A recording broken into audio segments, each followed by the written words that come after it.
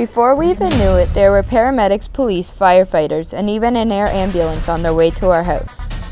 My grandpa must have been pretty embarrassed when he saw me, my mom, Lindsay, and Jessica all standing on the driveway, confused out of our minds.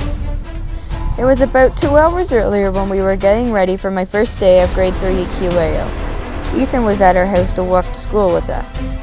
While we were getting ready for school, we were letting my rat Rosie run around the house. When it was time to go look for her, we could not find her anywhere. Then we decided to look in the one spot that we never imagined she would go. There she was, in her sump pump. I ran upstairs to tell my mom the news. As soon as the words came out of my mouth, she started bawling her eyes out just like me and my sisters were doing as well. Ethan sprinted outside to grab our fishing net but in the backyard to scoop Rosie out. But by the time we got her out, it was too late. She was gone, dead. Sad thoughts were going through my head. We were all sitting in the living room, still crying. Couldn't get a hold of ourselves when we decided to call my grandpa and tell him what happened. My mom was too upset to talk, so I had to. "Hi, Grandpa," I said as he answered. "Hi, baby bird," he replied. "What's wrong?" he asked. "Rosie died," I said. "How?" he said, concerned. "She fell in the septic tank," I said, crying my eyes out. "I will be right down," he said in a panic.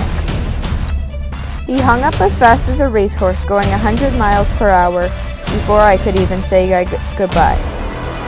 While Grandpa was on his way down, we walked Ethan to school and asked if we could come in later to school. As we started to walk home from the school, the crossing guard said, "I just saw an ambulance, police, and firefighters go up your street." We all started running around up the street.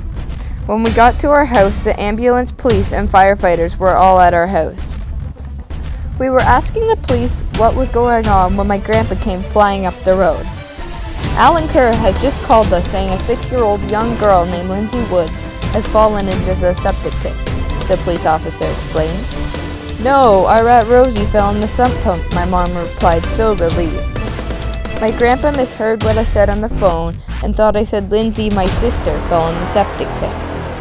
My grandpa was so relieved and embarrassed at the same time. Everybody was so understanding about the whole situation. The paramedics even went inside to see if they could save Rosie, but there was no use. She was gone. When everybody left, we were looking around and noticed paramedics had left their stretcher in our backyard. So to this day, we always laugh and tell the story about the time my grandpa called 911 about my rat Rosie.